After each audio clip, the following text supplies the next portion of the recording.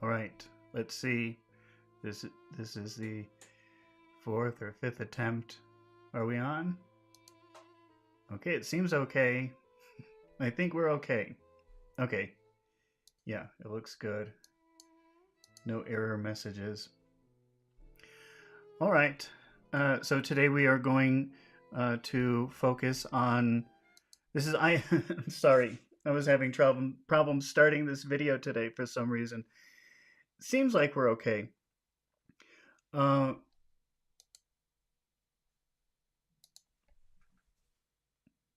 Just waiting. I'm having weird moments again. Okay. This is IELTS Study Buddies. We are going to practice live with students, real live people who want to achieve Band 7 on their IELTS.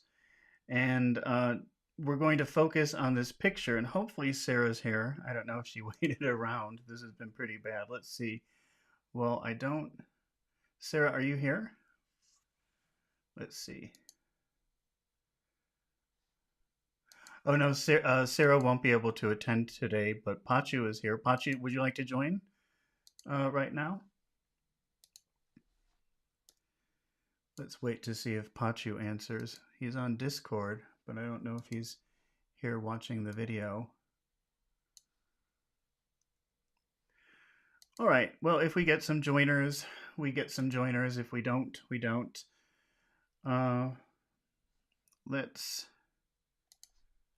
Let's talk about what we're going to do today. Okay. The goal of this video is to achieve Band 7 on the IELTS test.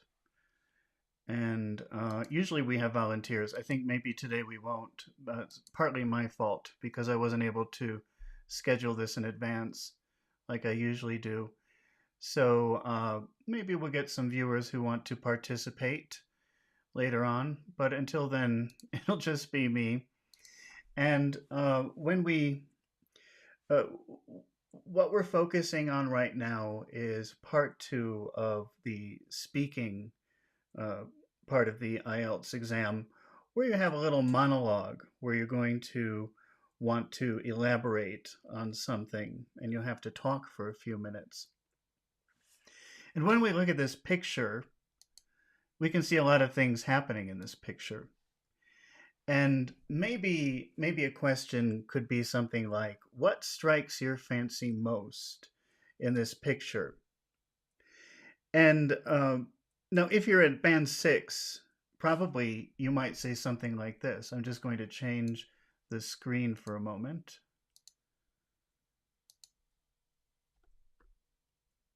So we've got this sort of Band 7 style question, what strikes your fancy most? And if you're not familiar with that expression, strike your fancy, it sort of means what appeals to you? What do you think you might find enjoyable about this picture? And so probably a Band 6 person might say something like, the Ferris wheel strikes my fancy most. And that's a very boring Band 6 answer. What you'd probably want to do is focus on something by using a cleft clause. Because what this does is it opens up the idea to more details. So we've got the Ferris wheel strikes my fancy most. That's a very boring answer. But to really highlight the fact that you find it enjoyable, that it's something that you like and want to enjoy, you probably would want to start with the word or the phrase strikes my fancy. And the way you'll do that is with a cleft clause. And because this is the subject, it's a what. So it's what strikes my fancy most is the Ferris wheel. And that is a focus on the enjoyment of Ferris wheel. And if you choose to switch it around, which you can certainly do, then you have the Ferris wheel is what strikes my fancy most. And that is a focus on the Ferris wheel. And if you don't know what a Ferris wheel is, I'll show you.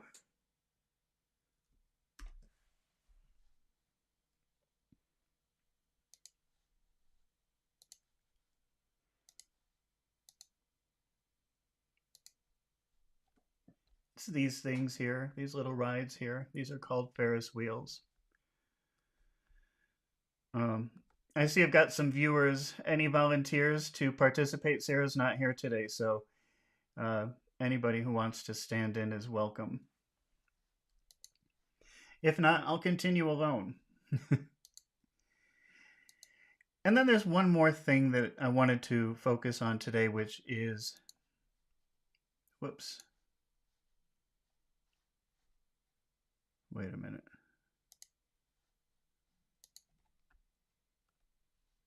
I have the wrong Chrome open.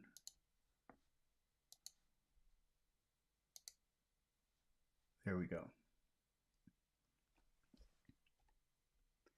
The final one here, it is the Ferris wheel that strikes my fancy. And here you're really making Ferris wheel something very special. So by phrasing it this way, you're really making Ferris wheel sound exciting or big. All right. So those are the three patterns. The original question, what strikes your fancy most, could be answered any of these ways, but the first one is not something that we want. It doesn't really, it's too boring. It doesn't open up the next idea. It's just a cold fact with nothing else. When you say what strikes my fancy most is the Ferris wheel, we expect more information to come, like why or how, or the Ferris wheel is what strikes my fancy. Again, this is like an opening to give more details. It's like a signal. I'm going to talk more, and the answers could be the same. They can be exactly the same. It's just that if you put strikes my fancy in the front, the focus is going to be on how you enjoy it. And if you put the Ferris wheel in front, your focus is the Ferris wheel. That's all. But the answers could be the same. All right, so let's go through some questions. Let's see.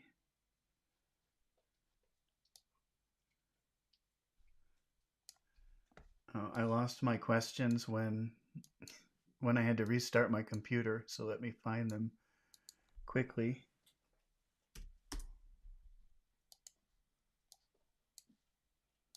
They're Grok questions. I made some Grok questions.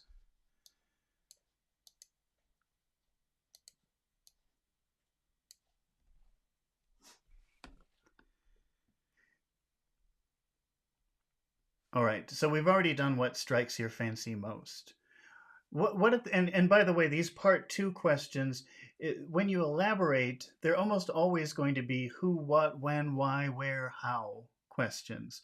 And that's why this construction is important, because if you want to talk about how you did something or focus on that, this is the way you would did it. How I went to the fair was I took a bus.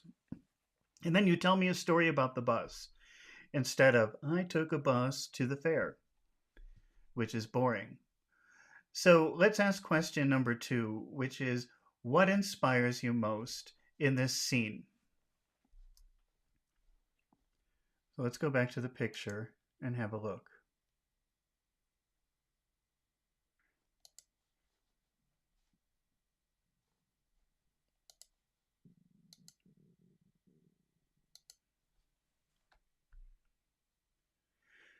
So again, we're asking Band 7 sort of questions. What inspires you about this picture? I guess that I would answer, since today is a bad day, I don't have anybody watching or participating, I'll answer it. Let's see. What inspires you most about this scene? Let's start with a boring answer.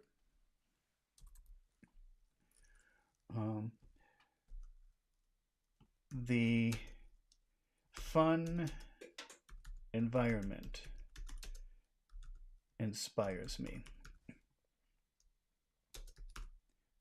Okay, so that's our boring Band 6 answer. First of all, why don't we make it? Oh, Pachu's here. Pachu, do you still want to join? Are you still here?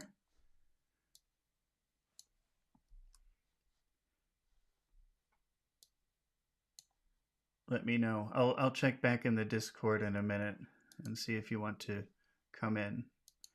By the way, anybody can volunteer. There's a link to the Discord server in the description. Well, let's see. I'll just go into the voice and see if Pachu's here.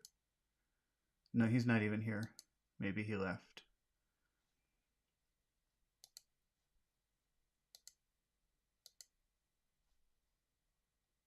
Okay. All right, first let's spice this up a little bit. Okay. So we've got the fun environment inspires me. That's an okay sentence. Still, it's very band 6. So first, let's add a little vocabulary to this. We have to think of a more interesting way to say fun environment. Let's see what we can get.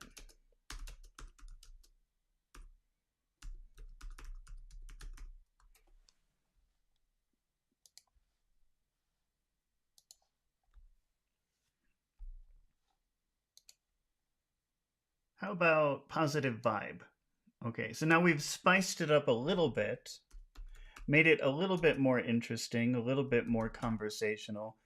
The positive vibe inspires me. But we've got this problem that it's still a very boring band 7, very simple construction, and it doesn't really indicate that we're going to elaborate or give more details. It's just a boring statement. So instead of starting it like that, we can start it like this. What inspires me, and maybe you could say in the picture if you want, is the positive vibe.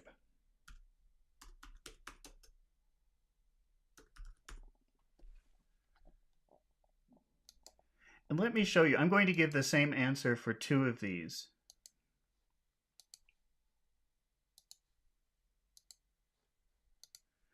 Esteban is here. Hello, Esteban. My student didn't show up today, so if you want to practice, you can join the Discord and practice with me. Otherwise, I'm just going to practice by myself. Pachu said he was there, but now I don't see him. Okay, so now we've taken it to another level. We've opened this up to say, I'm going to give you more information about the inspiration of the picture. Okay, so we'll say that this is focus,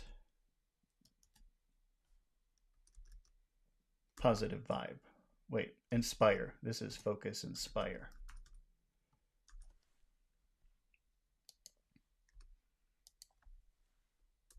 And we can switch it around and we can say the positive vibe is what inspires me. And the reason can be the same. So I can say because everyone looks happy. And I can say the same thing here.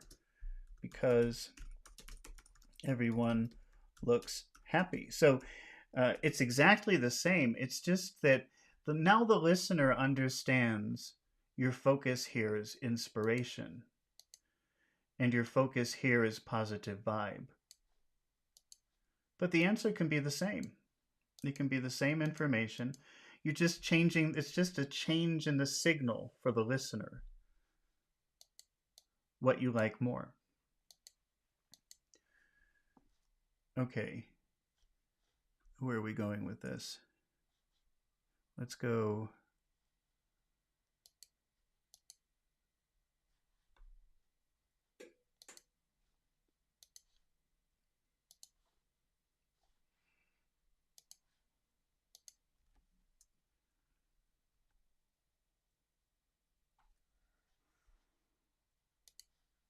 All right, let's move on.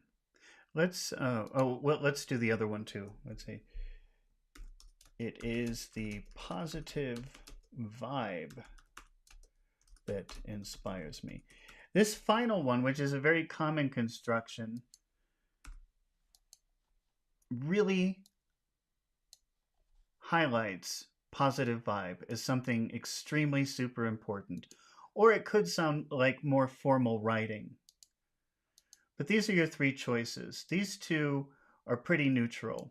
This one is a little bit strong. It could be a little bit strong, but you could use it and you can still put the same answer because everyone looks happy.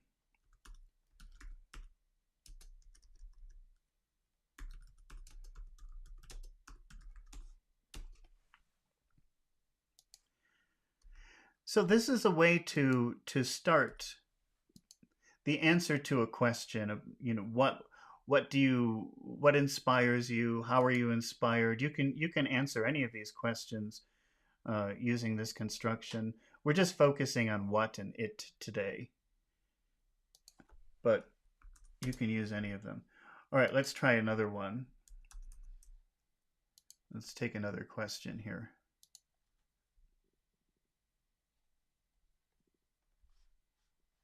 Another question, if we're looking at this picture, could be, what catches your eye? Let's write that down. Let's take a look at that. What catches your eye? This is a very typical way of saying what gets your attention.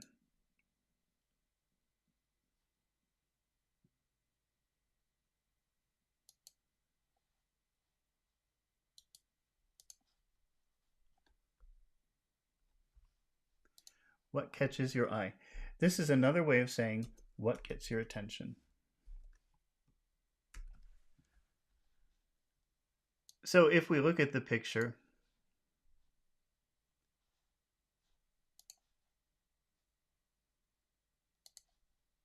again,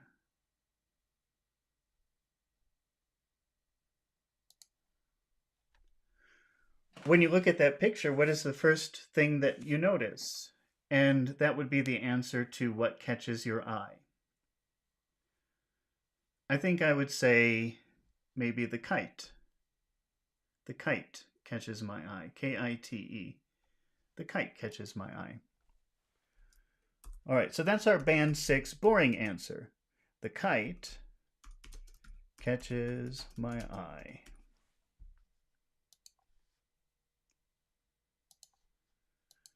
All right, but this is the reason this is boring in Band 6 is because it's a very basic sentence, and it doesn't signal to the listener that you're about to talk about that thing. It's just a fact. It's just a very boring fact. So we have to change it around a little bit.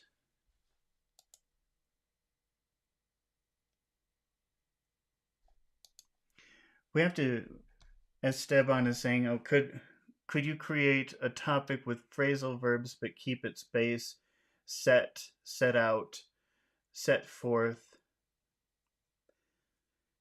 Esteban, I don't know if that's a very good way to look at phrasal verbs. I know that's how people try to organize it. But I think the big problem with that is that because some phrasal verbs are abstract and some phrasal verbs are literal, that there's really no logic in trying to understand the word set in relation to another word, because the meaning could always change, even with the same verb, or even with the same verb and preposition. I can give you an example, but I've talked about this many times. I'll deviate since nobody's participating today.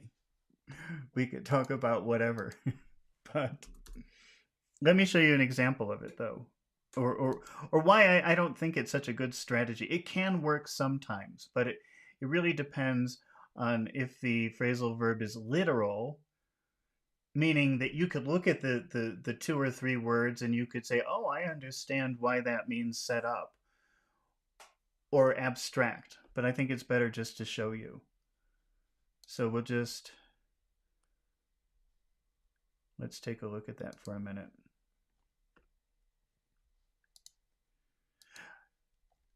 I've talked about this before. I'll use turn on, but then I'll show you an example with set up, okay? But I've used this example before, that if you If you say, he turned on the computer,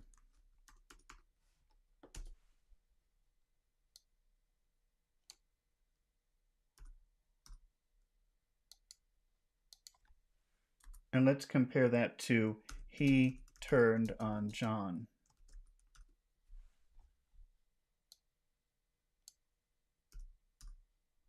Let's make that big.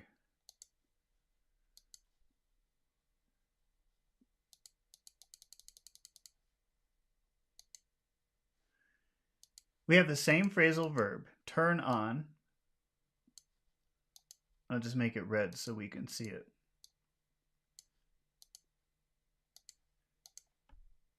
But these phrasal verbs mean two very different things. Now the first one, we better call these number 1 and number 2.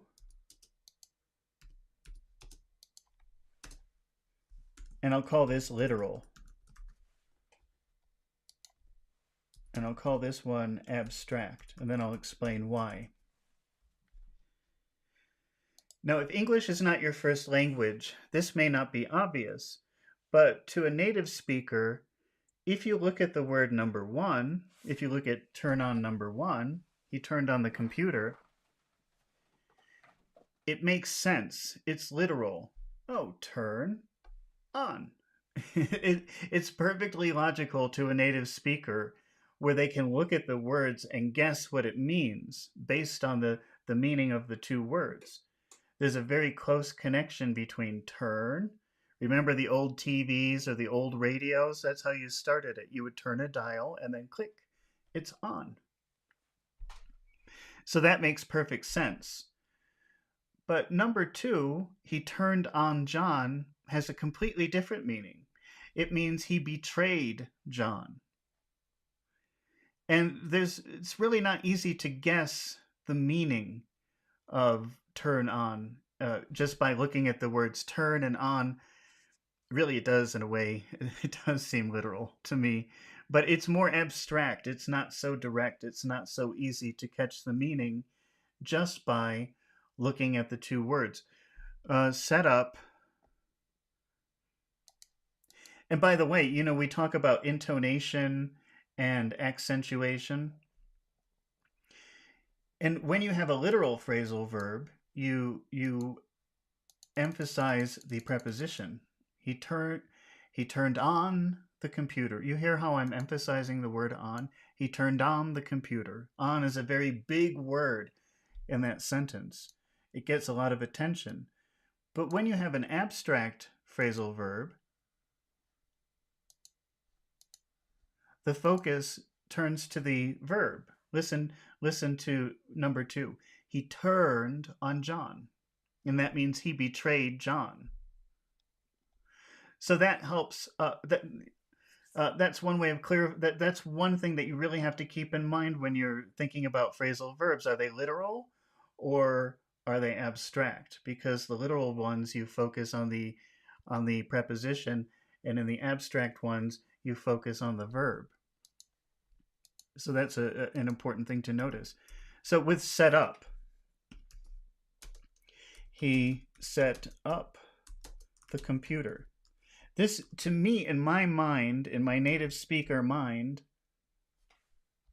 this is a literal phrasal verb. I can understand set means placing things, and up sounds like you're preparing something.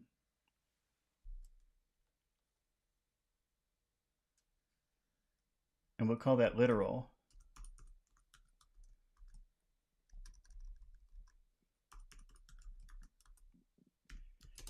And he set up his best friend. Again, this sort of means betray, but in a very specific way. So we have the same two words in both sentences, but they mean very different things. In number 1, he set up the computer. This is literal in my mind. It may not make sense to you, but I can understand placing things, and up sort of means like preparing something or getting something ready. So it makes sense in my mind that it's literal. But here, this sort of means a betrayal. And you would say she set up. She set up her best friend. You would focus on the word set. So I don't know how helpful it is to arrange or to learn phrasal verbs based on the base verb or the preposition, because it only works sometimes. It only works if they're literal. And I don't think it ever works if they're abstract, because the whole point is that you cannot just guess the words.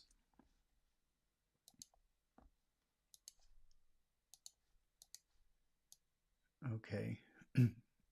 So I could do that, but I don't think it's helpful. I mean, maybe we could find a list of literal phrasal verbs, but we would have to, I think if we did that, we would also have to acknowledge that most of them probably have an abstract meaning, because most phrasal verbs do have a literal and an abstract interpretation. So it's maybe 50% helpful. Okay, so let's go back to the picture here. Let's move on. And let's not forget to practice some intonation and accentuation. Let's ask another question. Another sort of band 7 question. What sparks a sense of joy for you? What sparks a sense of joy for you? So if you look at this picture, and we'll start with a boring band 6 answer. What sparks a sense of joy for you? I would say people having a good time sparks joy for me. So let's write that very simple, basic answer here.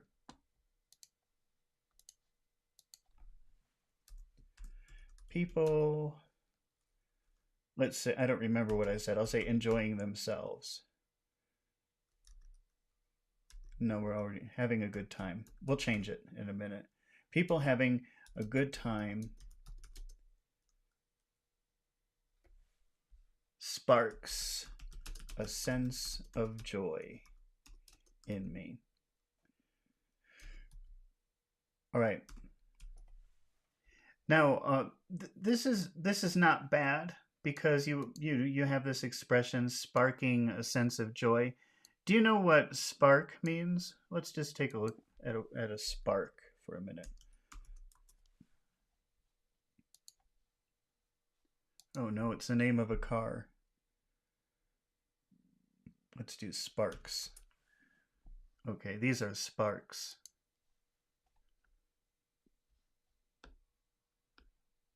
Sparks. So it's like the beginning of a fire. So what sparks a joy? What starts a fire of joy for you in this picture?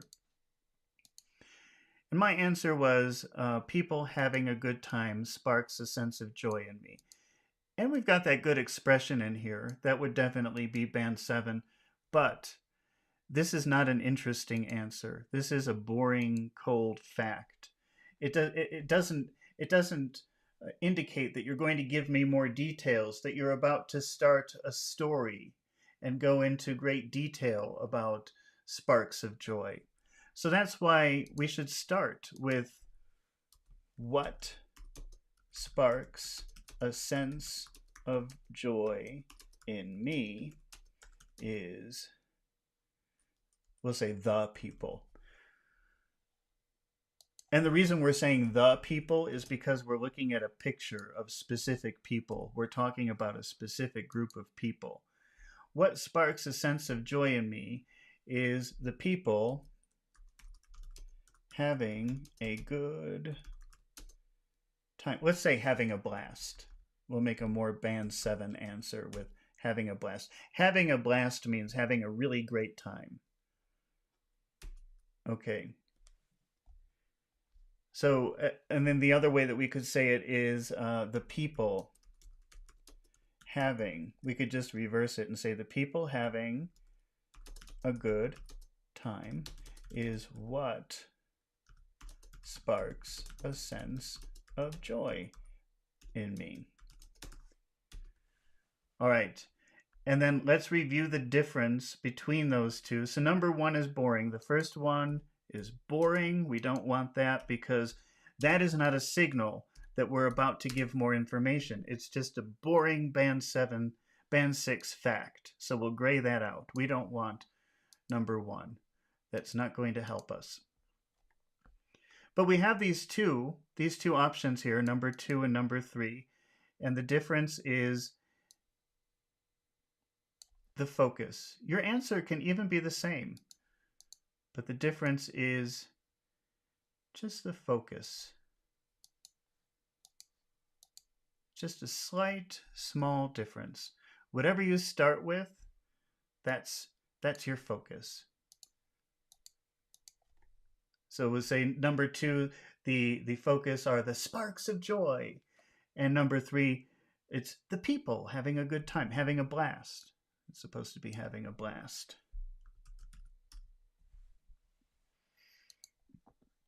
Esteban says it's precisely something like that, what you just did, to be able to understand the meaning it takes when it's not literal, because many times one thinks they understand. Yeah, that's right. You cannot look at a phrasal verb most of the time and guess its meaning. That's why it's so complicated. Sometimes you can because it's very literal, but sometimes it's very abstract. And I think rules work best with the literal phrasal verbs and not with the abstract ones. That's when you get into trouble. Abstract phrasal verbs.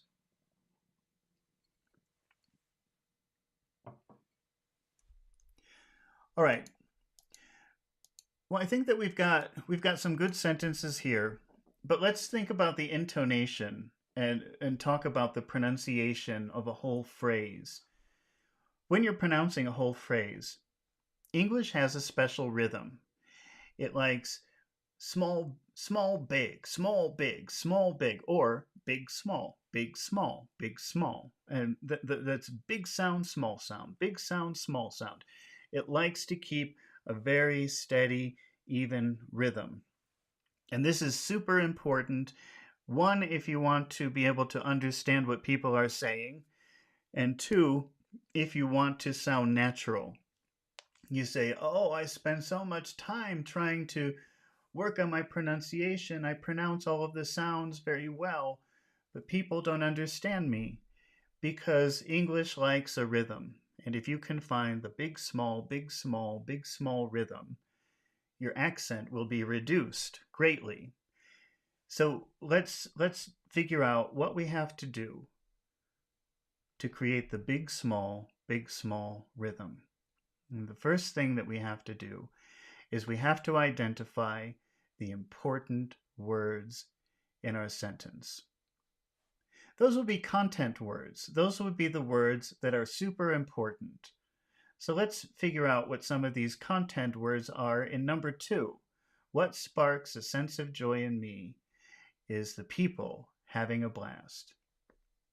And I would say what sparks a sense of joy. You hear how some words are big, they're louder, they're longer, and in a minute they'll have different music than the rest. And we're pretty lucky here because these are all one-syllable words.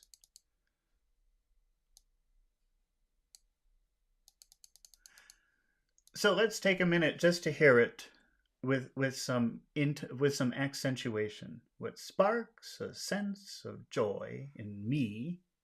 You hear the big small rhythm that we're creating? And only the important words get attention. These other little words don't. They become little sounds in between. This is why it becomes very difficult sometimes to understand English. So I'm really going to exaggerate again. What sparks a sense of joy in me. You hear that? Now more normal.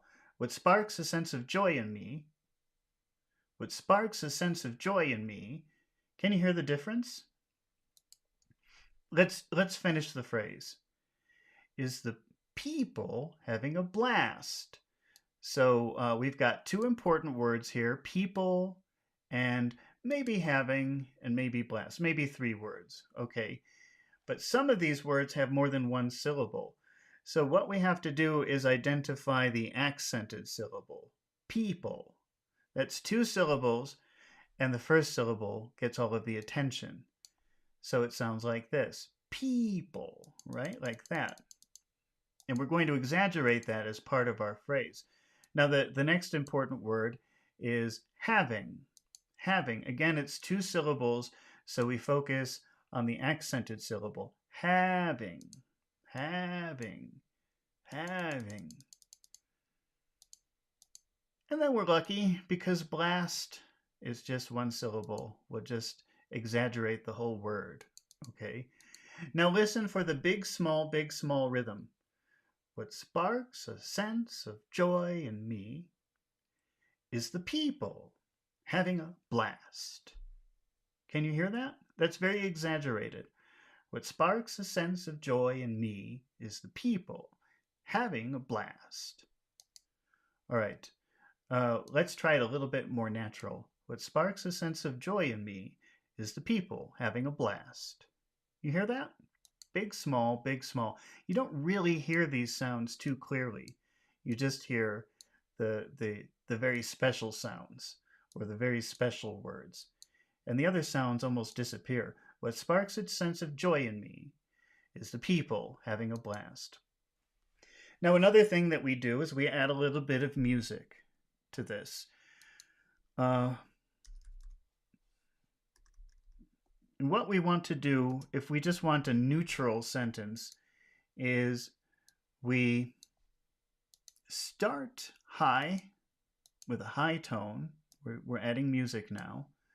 But by the end of the phrase, the way that we signal that a phrase, in a neutral sentence, the way that we signal that the phrase is finished is we end low. So let's try the music here. What sparks a sense of joy in me. You hear how I go down at the end? I'm very high. What sparks a sense of joy in me. That's one phrase. And we'll do the same thing for the next phrase. Is the people having, hear how high that is? Listen to how low this is. Having a blast. Having a blast. What sparks a sense of joy in me is people having a blast. Can you hear that? All right, we won't go through it with this one. We'll just do one accentuation and intonation per answer. Okay, let's try another question. And again, we just want to get used to changing a very boring band 6 statement like the people having a good time sparks a sense of joy in me to something that's going to indicate that we're about to open this up and give more details. This is how you get someone's attention. Hey, I'm going to tell you more about this. This is my topic I'm going to explain or that I'm going to elaborate upon. All right, let's look at the next question, which is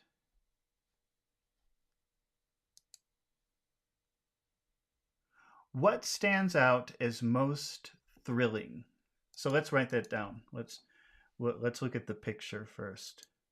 I'm going to put the picture up here while I'm talking, while I'm writing. Okay, the question is what stands out as most thrilling?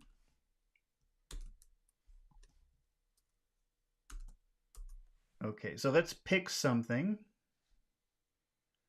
from the picture that stands out as most thrilling. Stand out is a phrasal verb, and that's pretty literal. What stands out? Actually, let's see. What stands out? What stands out? No, it's out. Yeah, it's literal. And it has a literal. So what do you think is the most thrilling, exciting thing here? Maybe it could be this thing here. I don't know. Is that a slide? Do you know what a slide is? Let's see.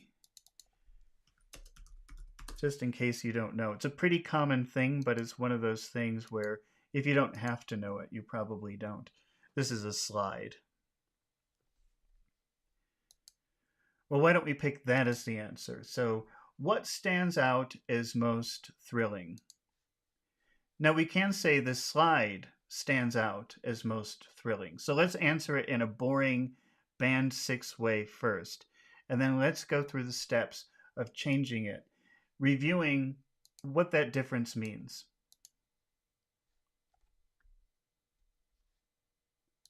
What stands out as most thrilling? The slide stands out as most thrilling. Okay, this is your boring band 6 answer.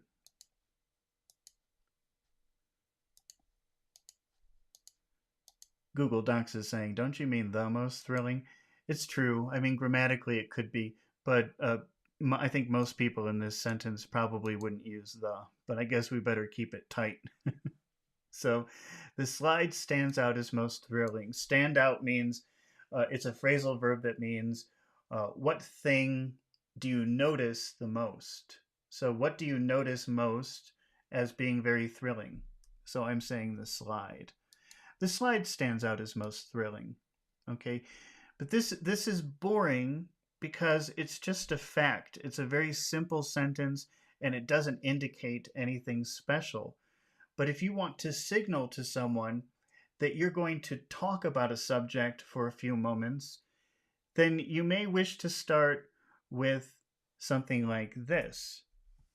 What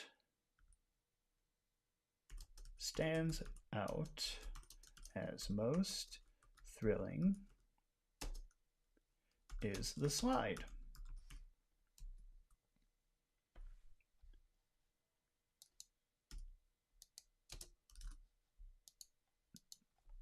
Or the slide is what stands out as most thrilling. Oh, you see, it's just a habit. Most people would not say the most thrilling. They would say most thrilling. But let's keep Google happy and say it like this. Okay, can you see this all right? No. Okay. So again, we don't want this. It's too boring. It's not a signal that you're going to tell me more. It's just very basic. So something like this would be more preferable.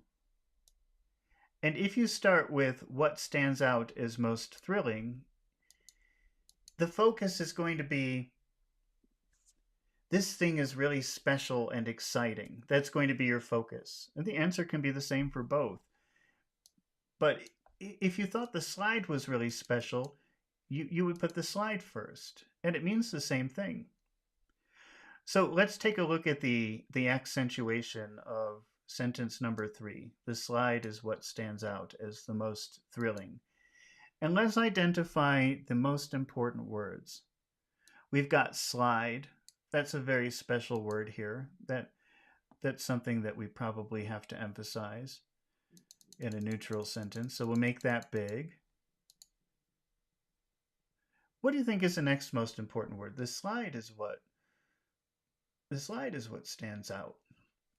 I think I would do it I would go all the way over here. That's a lot of little sounds in between. Let's see. The slide is what stands out. Yeah, I think that's how I would say it. Okay. So we're building the big, small rhythm. And this is really important for accent reduction. The slide is what stands out. You know, actually, I'm wrong. I wouldn't emphasize this. Stand. I think this is pretty literal, but maybe I'm wrong. Listen. The slide is what stands out. Yeah, it stands. But these are not so important words, so they'll be pronounced in a very small way that would be hard to hear, and it would sound like one little word. Outista. Outista. This is dizda. Dizda. Outista. Outista most. Okay, and then we've got most. That's an important word. Thrilling as the most thrilling. And then we have a little problem because thrilling is also an important word.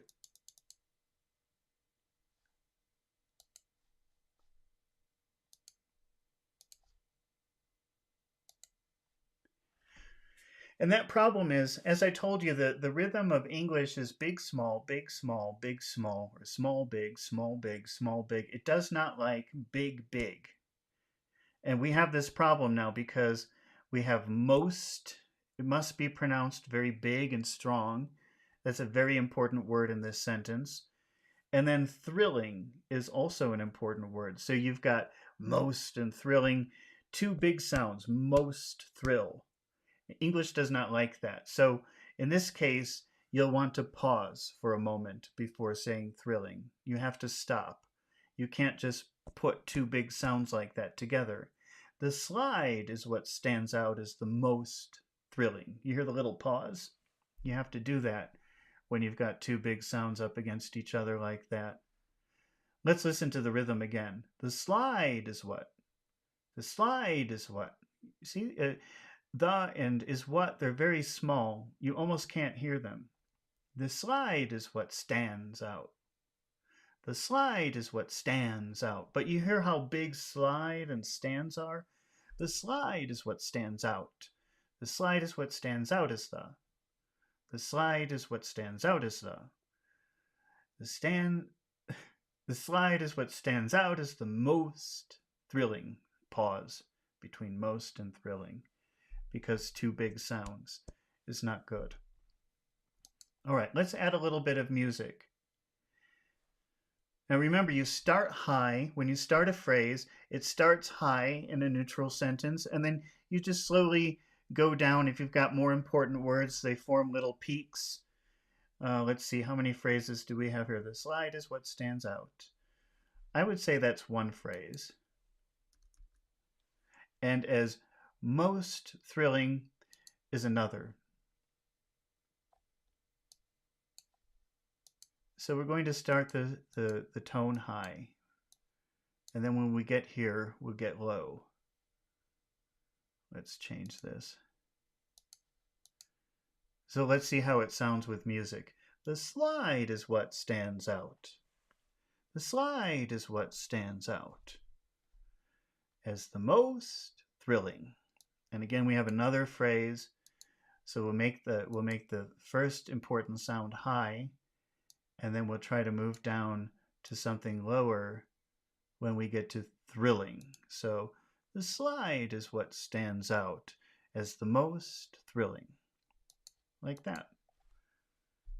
Okay, and then if we want to make it a superstar, we can say it is the slide that stands out as the most thrilling. Okay, let's move on to another question. Let's see. So we're looking at the picture again. And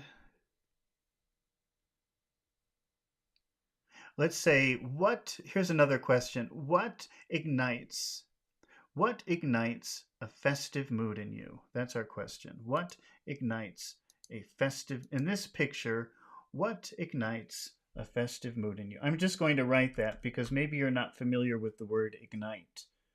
What ignites a festive mood in you?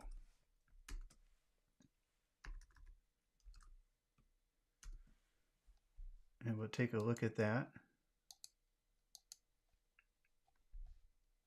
What ignites a festive mood in you? And that word ignite, if you don't know what that means like starting a fire. So maybe you're reading directions. It could say ignite your stove, and that means start the fire on the stove, or ignite a match. Ignite is a Latin word. It's pretty technical. So it's usually we say start a fire, start the stove. We use the more Germanic sounding start for those things. But ignite is equally, it means starting a fire. So what starts the fire of a festive mood, a mood for celebration in you. So when you look at the picture, and we'll just look at that again. What about this starts the fire of a happy festive mood, of a celebration mood? Let's see. Should we say the ice cream? I guess it's the ice cream. Ice cream makes me happy. So I'm going to answer ice cream. So now let's start with a boring band 6 answer. Okay. Ice cream ignites a festive mood in me.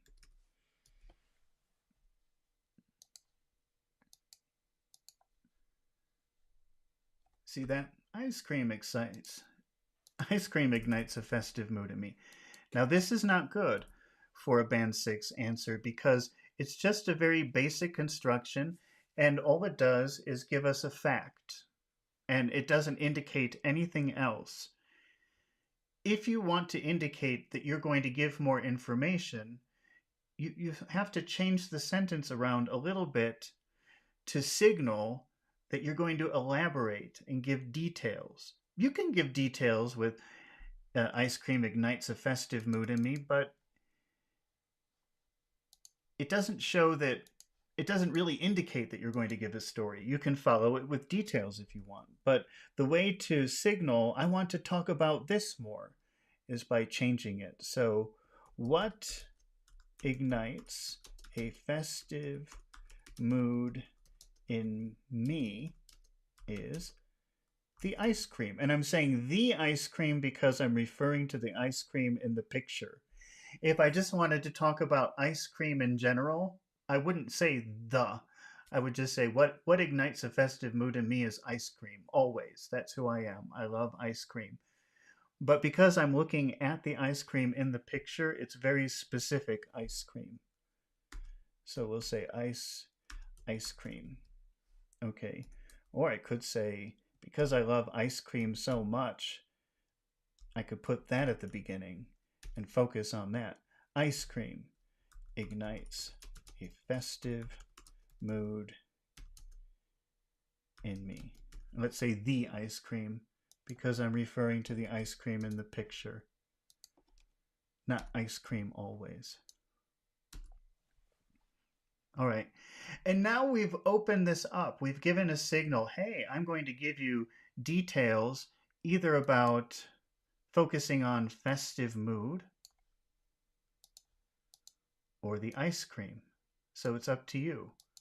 What do you feel more excited about, a festive mood or the ice cream? The answer could be the same. It could be because I love ice cream.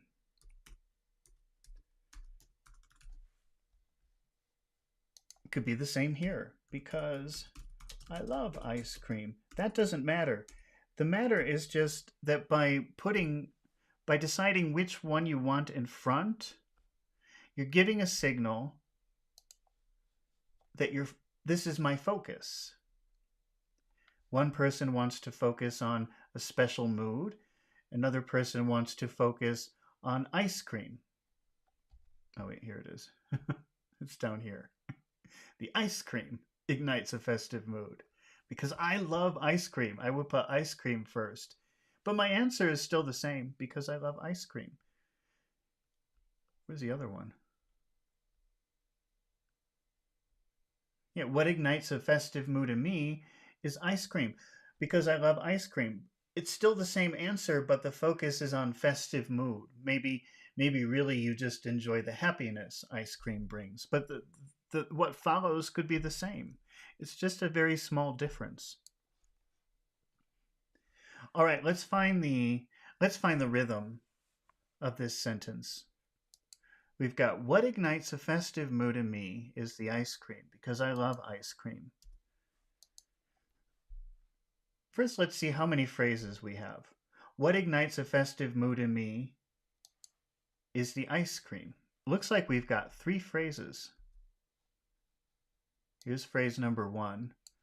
What ignites a festive mood in me? Phrase number 2 is the ice cream. That might be one phrase. Let's see. We'll figure it out in a minute. Because I love ice cream. That's clearly its own phrase.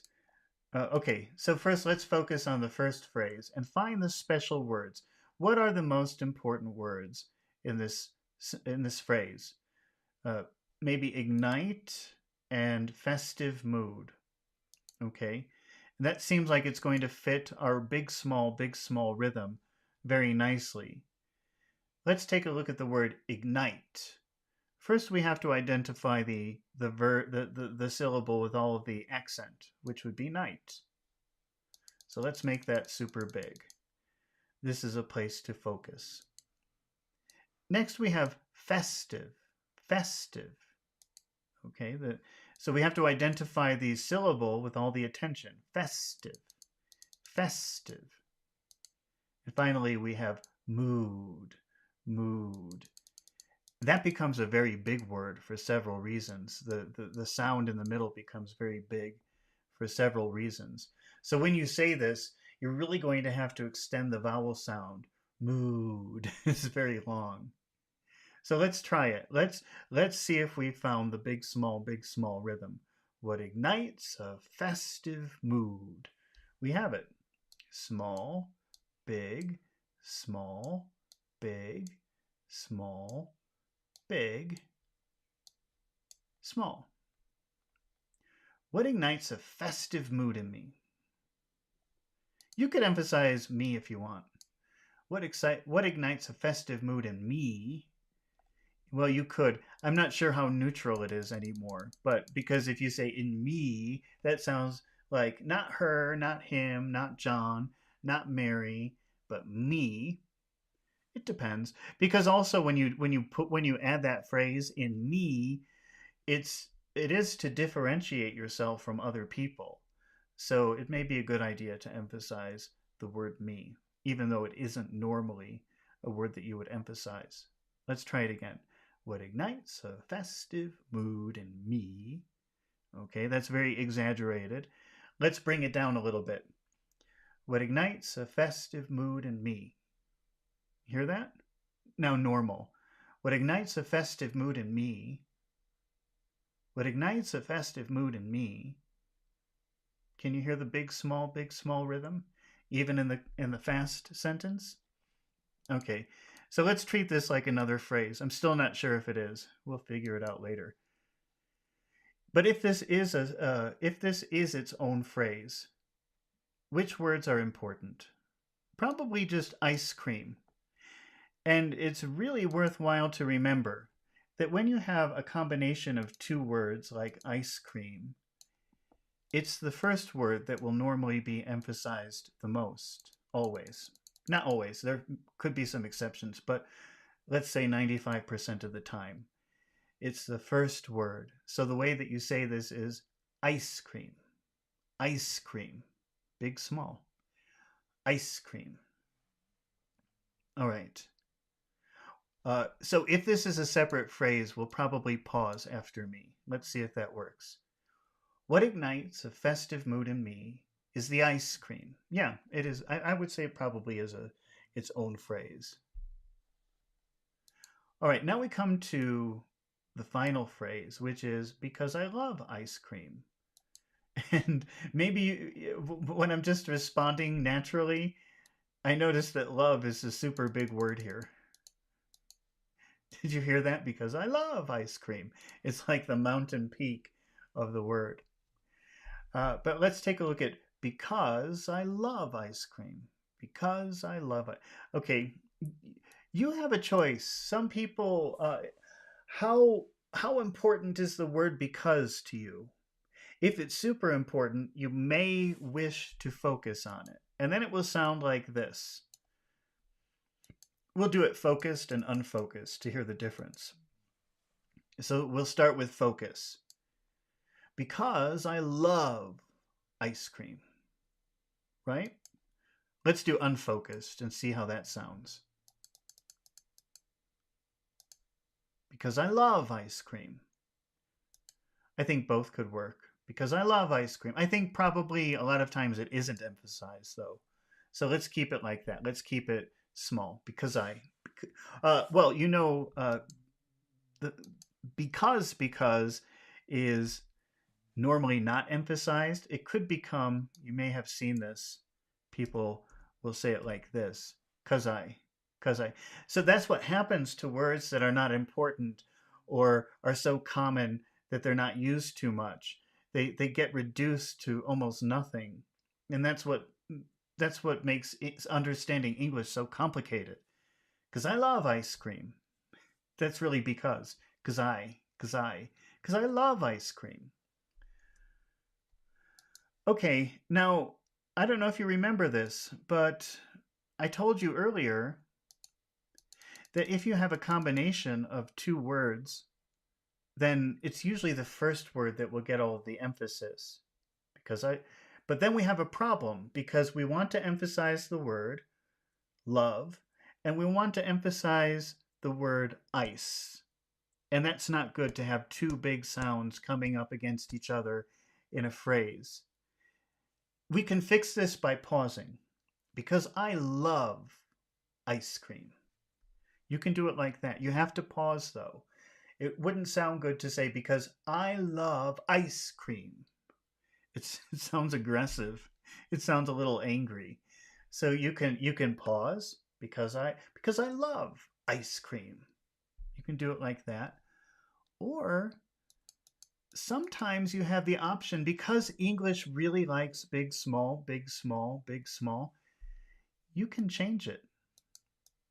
I don't know if I would want to do this. Let's see how it sounds. Because I love ice cream. Ice cream. Ice cream. I can't even say it.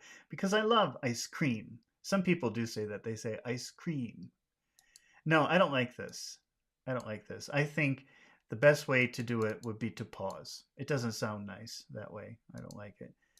So we do have to emphasize one of these words. But because we've got two big sounds coming up against each other, we have to pause. Because I love ice cream. Oh, Alex is here. Alex, would you like to join? I don't have any participants right now. Oh yeah, he's here. He says, I want to pray. Okay. So here, Alex, I'll go into the chat on Discord if you want to join me. I'll wait until I see you there.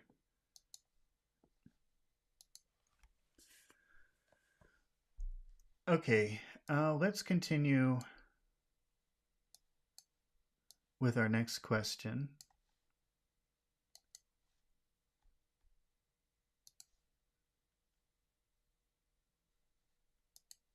Where is it? Uh-oh.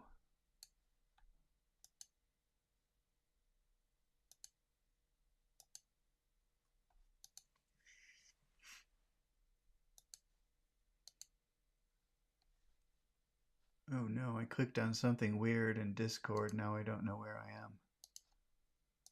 I hate it when that happens. Okay, I'm leaving Discord and coming back. You have no idea how long it takes me to get used to new... It's not new anymore. I've been using Discord for a while, but I just don't use it too much. Let's see.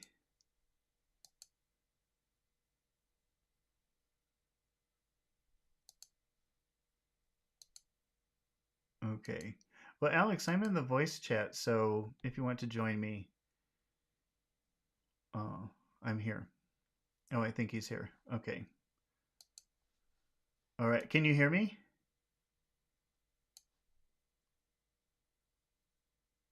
Uh-oh.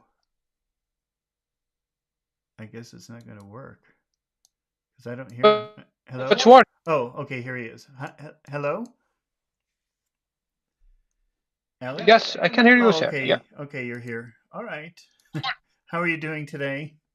Yeah. I'm doing good. All good, thanks. That's good. Okay. All right, what we're doing, I don't know how long you've been watching. So what we're doing is we're looking at this picture. Can you see the picture? No. Okay, it might take a second because Yeah, I yeah, just yeah, switched. yeah, yeah, yeah, yeah, yeah. Yeah, All right. I see the picture now. Yeah. So what we're doing is we're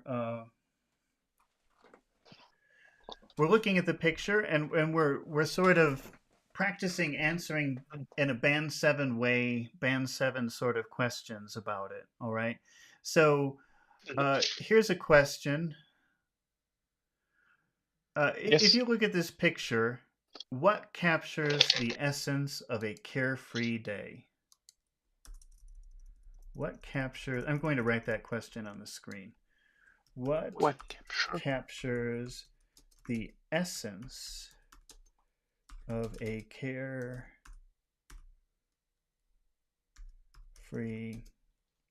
day? So I'm putting that up on the screen right now. What captures the essence of a carefree day? So, do you want to see the picture again, or do you think you could make an answer to what captures the essence of a carefree day in that picture? Carefree day. What do you mean with that question? What does the word essence mean? Essence. I know, but I can't remember what essence of care. Essence. Well, think about the word essential. Essentially, yeah. Like necessary or important. Okay. So the essence of a carefree. So when you look at that picture of people having fun at the fair, what thing do you notice? Okay. What is like the number one thing, the essence of a carefree day? Carefree means like fun, no cares. It really means no cares. Like a wonderful day without any worries.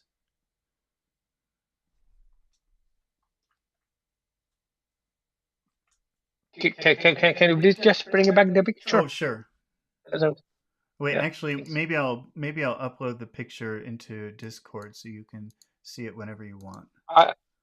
Let me. I have the question. I wrote down the question, so if you bring back the picture, I'll be able to. All right.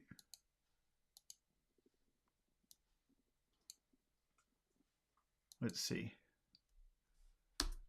Here, I'm putting it in Discord, but I just put it in Discord because it's easy. You know, when I switch on YouTube, there's like a 15-second delay. I have it here. I have it here. Yeah. Okay. Thanks. So if I ask you that question, what captures the essence of a carefree day, and you look at that picture, what would be your answer?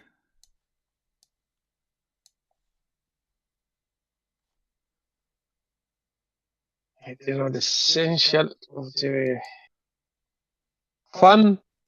Could be the fun, or could be the company.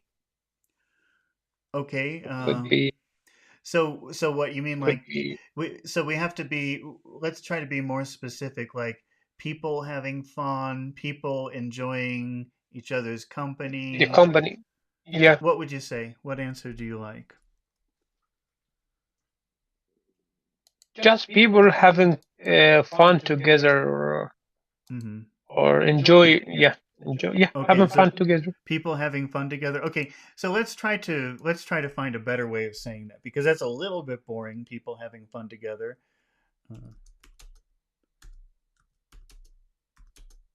Yeah. I'm just asking for a little help from ChatGPT. So I'm saying give band 7 options for the phrase people having fun together.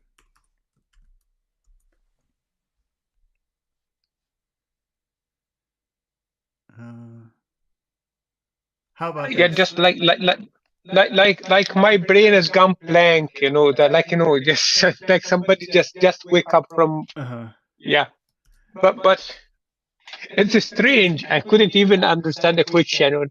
It's something strange. But I will catch up now. Yeah. Oh, but it makes sense to you now. Yeah. Okay. How about this one? Okay. How about bonding over a shared experience? People bonding over a shared experience. See, a little bit more interesting than just people having fun together. Do you understand? Mm-hmm. Do you understand that sentence? People, or that phrase, people bonding over a shared experience? What is bonding? Bond means to be together, to bond something to put it together. Okay, so people becoming closer, becoming more together. Okay. Does that Bonding make over. sense? Yes. Yeah, it Yes. means like developing the relationship, making the relationship stronger, closer. Is that pretty clear? Yep. Okay, so first I'm going to write a boring band 6 answer to that question, except it would be a little bit better because we're using more advanced vocabulary. People bonding over a shared experience captures the essence of a carefree day. That's actually a pretty fancy sentence already just because of the vocabulary. But what is the problem with this sentence? Why is this not a band 7 answer? It's a basic words like. Yeah, well, it's not really words that are basic, but it's the construction that's basic, or the intention behind it is basic. This is just a fact. It's a little bit complicated because we're using a lot of expressions and vocabulary, but really we just Mhm. have a very boring sentence. We have a subject. Here's the subject. And then we Yeah, have a bonding verb, over. Mm. and then we have a complement here. So it's a more extended because of the vocabulary, and it looks a little complicated, but really it's a very basic sentence. Don't you agree? Mm-hmm, mm-hmm. And all it really says is here's a fact. Here's a fact about the picture. Okay, it doesn't indicate that you're about to elaborate or give a story or give details. So it's kind of boring. Is that pretty clear? Mm-hmm. Okay. So the way that we can put focus on, hey, I'm going to tell you a story.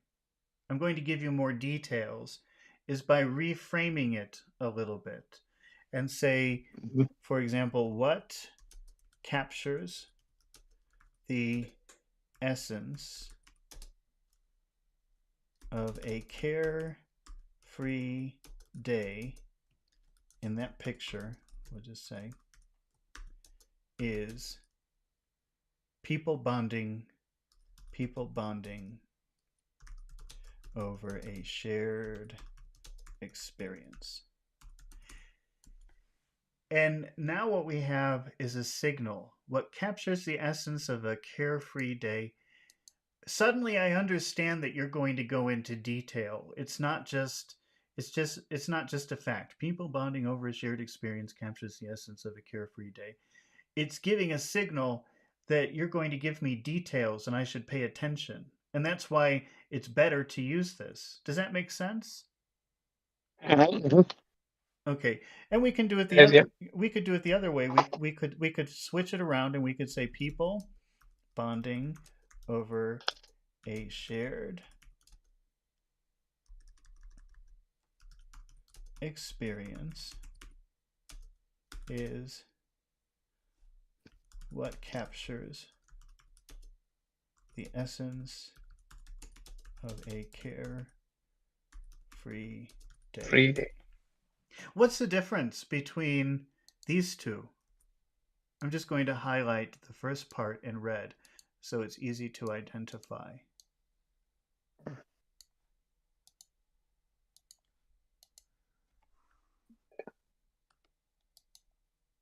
Can you see it on the screen yet? Yes, yes.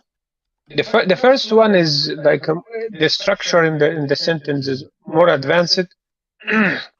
Okay. Well, The second one, it's like you put in like chunks of words together. It's like well, you. oh, well, okay. Yeah. I should have included or should not have included this. Okay, now they're exactly the same except that they're reversed. Okay, that's the only difference really, is that when you put what captures the essence of a carefree day. Yes. I understand that. I understand your reverse was just put in the first sentence was what. Mm-hmm. Okay. But the structure in the first one is more advanced and more clear, given attention to the meaning, or given Mm-hmm.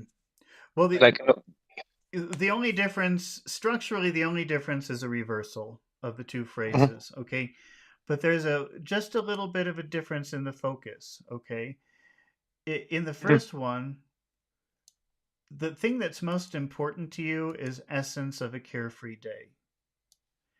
And in the second one, the thing that's most important to you is people bonding. experience. Yeah. But it doesn't affect what you say next. So you could give the same answer in both of them. It doesn't matter. So I really enjoy seeing people have a blast. Okay, but you can put the same thing. You can follow the same. Let me put this here. I can't talk and type at the same time. Okay, so you can put the same thing. You could put the both phrases. The same thing can follow it. It doesn't matter. It's just that what's most important to you is carefree day or people bonding. Which one do you think is better, or which one do you want to focus on more? Which one do you appreciate more? Does that make sense? Sort of, a little bit. Yeah. Okay, now Sarah's here. Hi, Sarah. All right. So now let's find the rhythm of the sentence. Which one do you like more? Which one do you want to focus on? Do you want to focus on the essence of a carefree day or people bonding? The first one. I'll go for the first one. Okay, you like the first one more? First sentence. Okay. Mm-hmm. So let me change this back to black so we're not confused, because we'll add some music to it later. Also change it from bold to regular. All right. So we'll focus on this one, and let's identify the first phrase. What is the first phrase of this idea?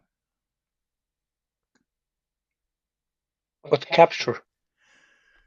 I think it has to be a little bit bigger than that. What do you think?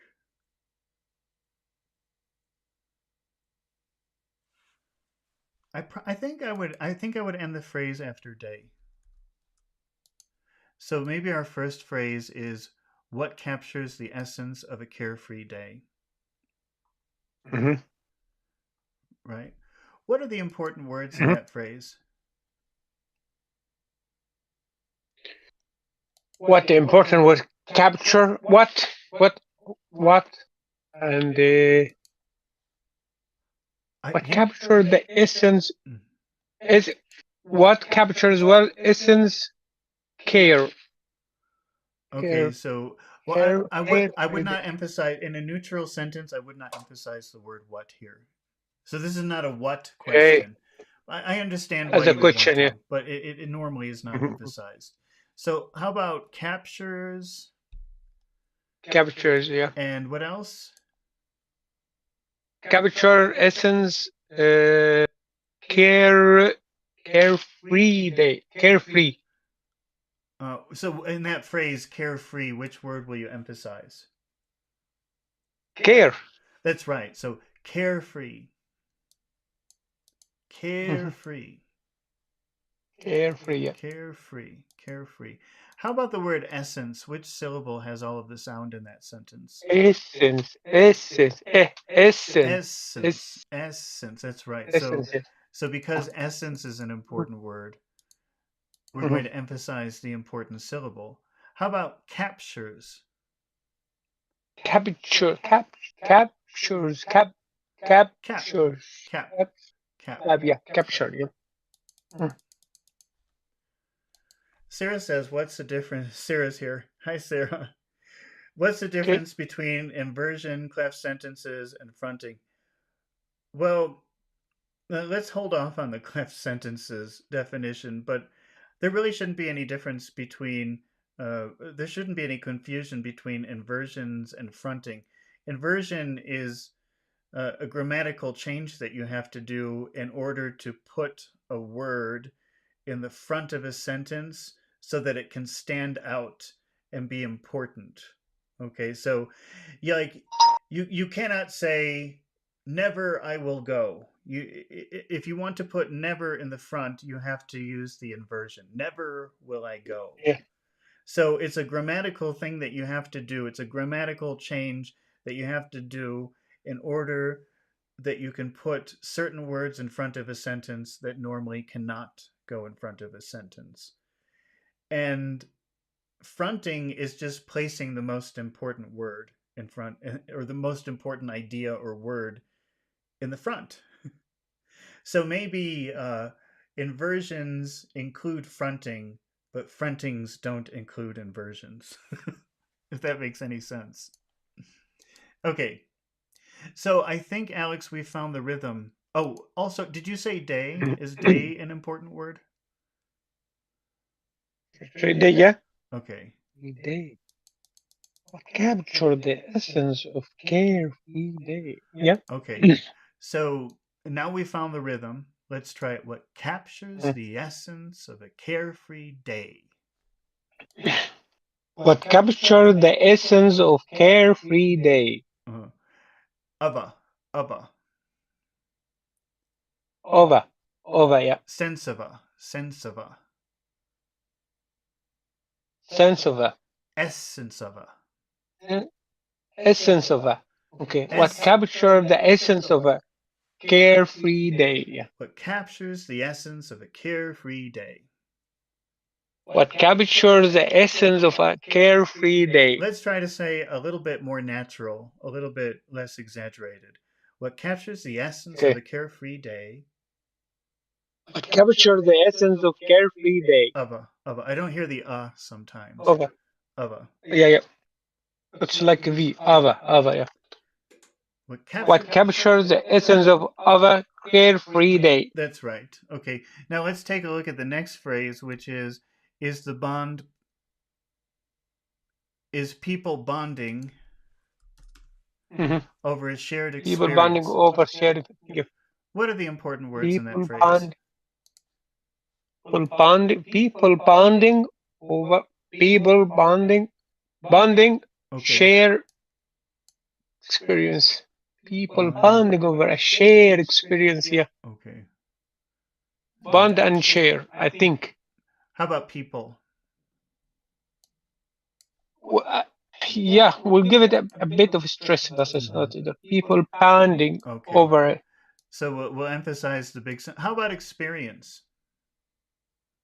Experience, shared experience, yeah, over shared experience. Experience. Yeah. So that really fits. That really makes a nice big small rhythm. Is people bonding over a shared experience. People bonding over a shared experience. Yeah. So what captures the essence of a carefree day is people bonding over a shared experience. What captures the essence of a carefree day is people bonding over a shared experience. Okay, and then let's look at the final phrase, which is I really love seeing people have a blast. Okay. What are the important words there? I really, yeah. I really enjoy seeing people have, really seeing people blast. Could we do enjoy? I really enjoy. I was going to say that, but I really enjoying, yeah, I really enjoying seeing people have blast. People. I really enjoy seeing people have a blast. I really I really enjoy. enjoy seeing people have a blast. Yeah, I really enjoy seeing people. Okay, is seeing important? I really enjoy seeing people. Okay, if we're going to stress people, we're going to leave seeing. I don't know. Okay, you're I right. really You enjoy know you're seeing. you're right. You're absolutely right. I was just struggling with that myself, wondering uh which ones we should emphasize, but you have options. All you have to do is try to keep a big small even rhythm.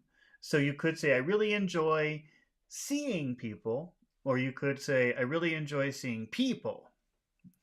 Well, yeah. It could be both ways. As long as you keep the rhythm, you can do it how you want. I really enjoy seeing people have Seeing a people, blast. seeing people. Yeah. So we stress people. I think we stress Okay. people. And then So that we're going to say in that final phrase, have a blast. What should we focus blast. on? Have a blast. Have a Have a blast. blast. Blast. You're Yeah, right. Blast.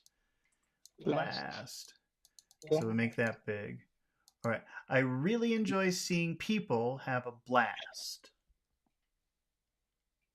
Blast to mean here uh, laughing The word or happy like the word blast means an explosion, like dynamite or a so good. bomb. Have you ever heard the phrase bomb blast? No bomb blast. No. That's the same thing as saying bomb explosion. Yeah, it's a blast. It's like explosion of laughing or Yeah. happiness or Hmm. something like. Blast means a Because surge of laughing or something like that. yeah, it's like a you can blast your Hmm. gun. That means shoot your gun. So it's like an explosion or something. But people having a blast is like an explosion of fun or laughter or something like that. Or laughter. Yeah, Hmm. yeah, yeah. Okay. Let's try to say the whole sentence. First, we'll exaggerate it, and then we'll try to say it in a natural way. What captures the Okay. essence of a carefree day is people bonding over a shared experience. I really enjoy seeing people have a blast. What captures the essence of a carefree day is people bonding over a shared experience. I really enjoy seeing people have a blast. That's good. So now let's try to do it a little bit more natural. See if you can. I'll say it Okay. in a very normal way and see if you can hear the big sounds and the little sounds. What captures Okay. the Yeah. essence of a carefree day is people bonding over a shared experience. I really enjoy seeing people have a blast. Do you hear it? It's What more captured? subtle. Yes. Yep. Can you? What captures the essence of a carefree day is people bonding over a shared experience. I really enjoy seeing people have a blast. Mm-hmm. I'm just going to put two words here. Yes, that means I did a mistake. Do you see the two words that I have written on the screen yet? Not yet, not coming Okay, yet. it will come up in a Not second. up yet. Mm. Maybe I'll put them in Discord quickly. Oh yeah, I have him here. I have him here. Yeah. All right. How would you say number one? Pounding, And how would you say number two? bonding, Number one? pounding. Yes, Yeah, that's sorry, better. pounding. Yeah. So let's just for a second review the vowel sounds. The one of these vowel sounds is dirty, meaning that there are mixed sounds in there, and one of them is clean. It's very pure. There isn't much else in there. Which Yeah. one has a dirty The, sound? Number one or number two? the number one, ow, Ow. pounding, Yeah. ow, So ow, it's ah oo. So it's pa oo. ow, yeah, So you have to ow, you yeah, open your mouth pa and then ooh. You give a ow, kiss. Pow. ow, Pounding. Pound. Yeah. Pounding. Pounding. Yeah. So it's a dirty sound. How about bonding?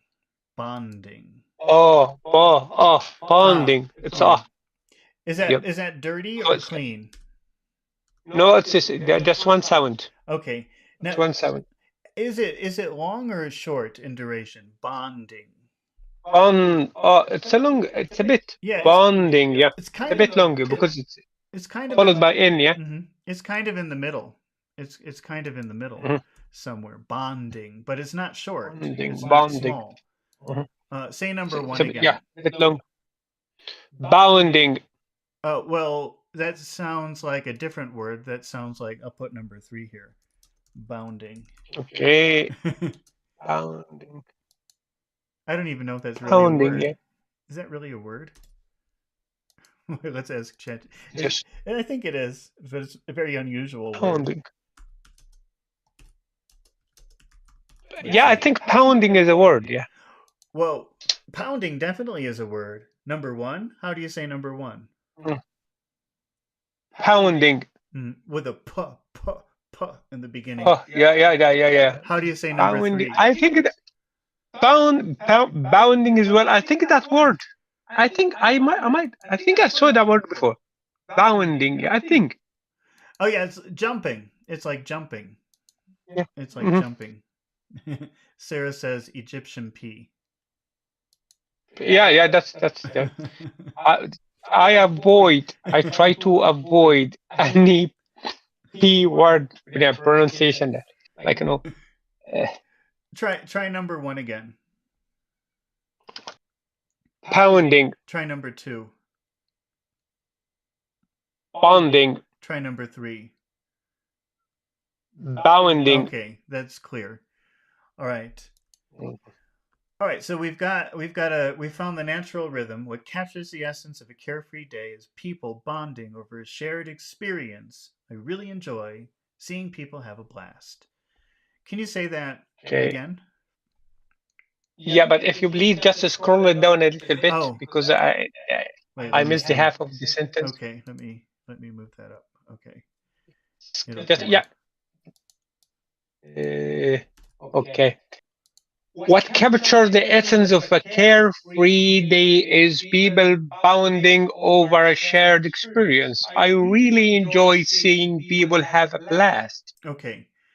Well, that's pretty good, except you said pounding and beeple, but it should be People and bounding, yeah. bonding and people. Bound, Try again, bound but people, yeah. but try to Eh, say the difference. Case, yeah. What captured the essence of a carefree day is people bonding over a shared experience. I really enjoy seeing people have a blast. Bonding, bonding. Bonding. Try Again, try bonding. again. All right. What captured the essence of a carefree day is people bonding over a shared experience. I really enjoy seeing people have a blast. Okay, so that was much better, but you're putting the accent and experience in the wrong place. You're saying experience, but it should be Experience. experience. Okay. Sometimes when I try to be more smart or smart, I do the foolish things. That's normally. Join the club. So Join the club. I should never try to be smart. Me too. It's always a mistake. It's better that you Okay. it's better that you tell people you're stupid and they can be surprised when you act smart. No, yeah. But it's not easy at all. Can you try again, but this time say Okay. Okay. experience? Okay, sure. What captured the essence of a carefree day is people bonding over a shared experience. I really enjoy seeing people have a blast. Okay. All right. Let's try another one. Let's do another question. Yes, Let's see. go for that. Oh, wait a minute.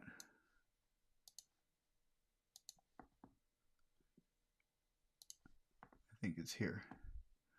How about here's another question. What makes you eager to join the fun?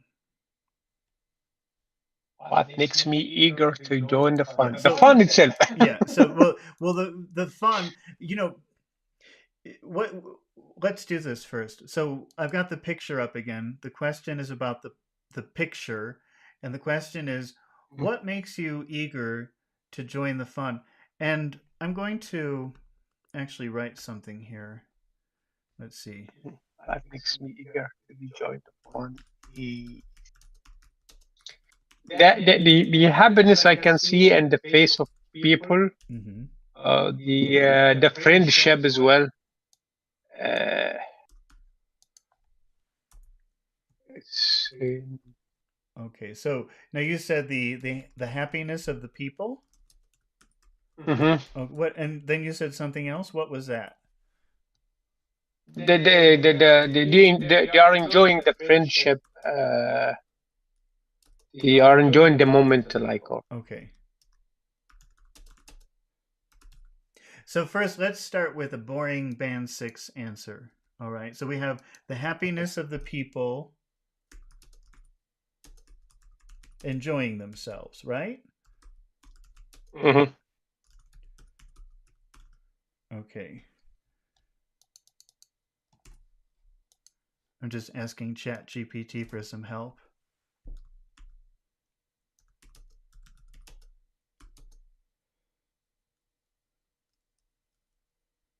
We can see what makes me eager to join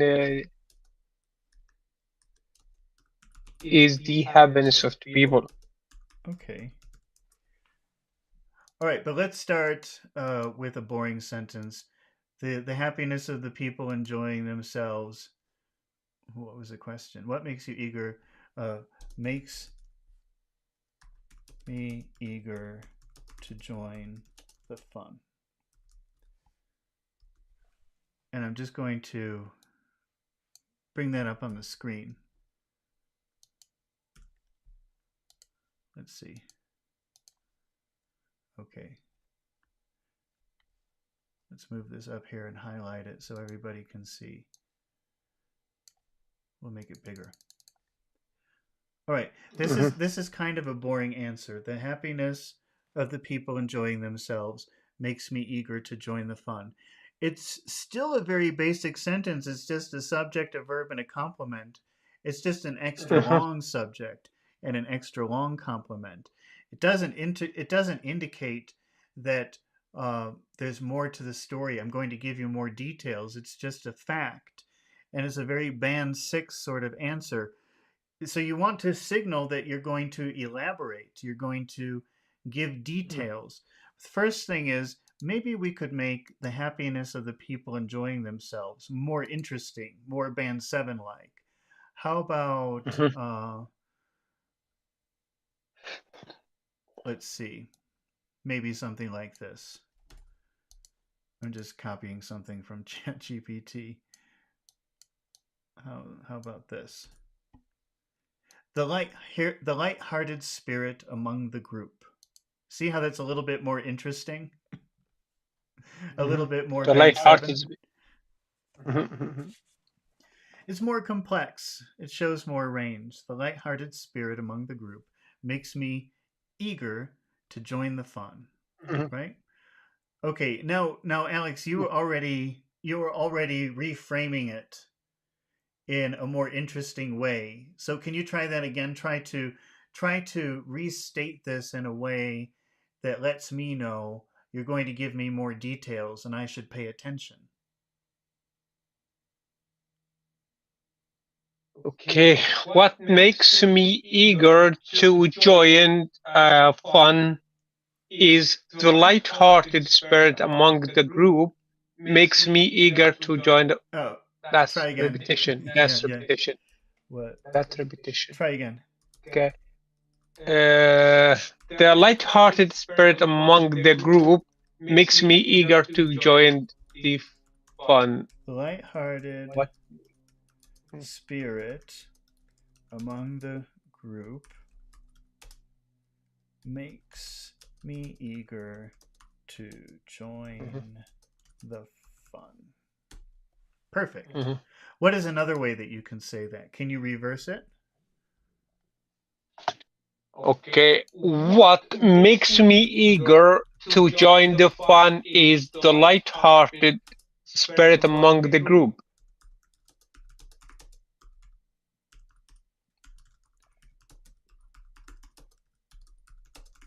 Okay.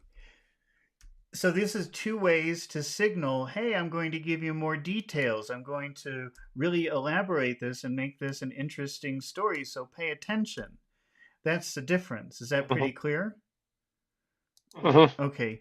And I'm just going to highlight how we've reversed it. So I'll make these red for a minute. The lighthearted spirit among the group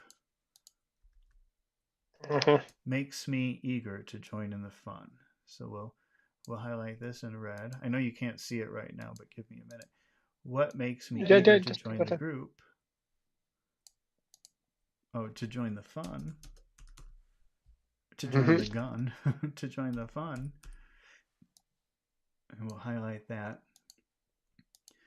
So we've got two very similar sentences. The only difference is we've reversed the two parts. What's the difference? What's the difference in the meaning or in the focus? The first one, the focus about the light spirit, and the second one is the first about what makes you eager to. Yeah. So if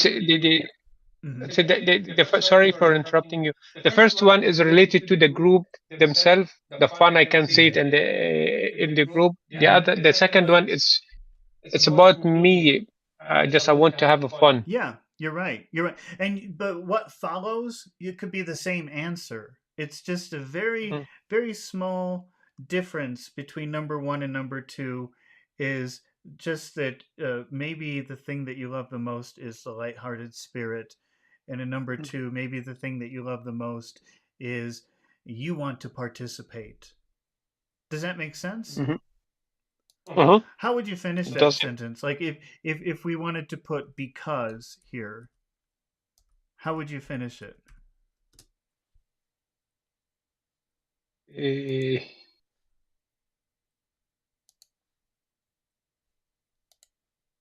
Okay, the light-hearted spirit among the group makes me eager to join the fun because.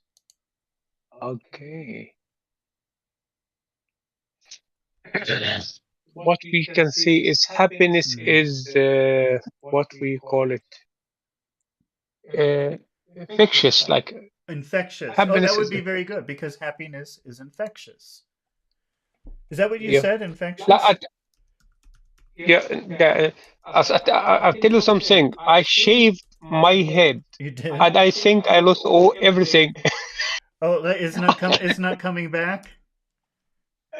No, I think it's gone with the all the information. Oh, I see what you're saying. Okay. I thought you said you shaved your head and now it's not coming back. Oh no. That's pretty scary. Gone with the wind. Gone with the wind.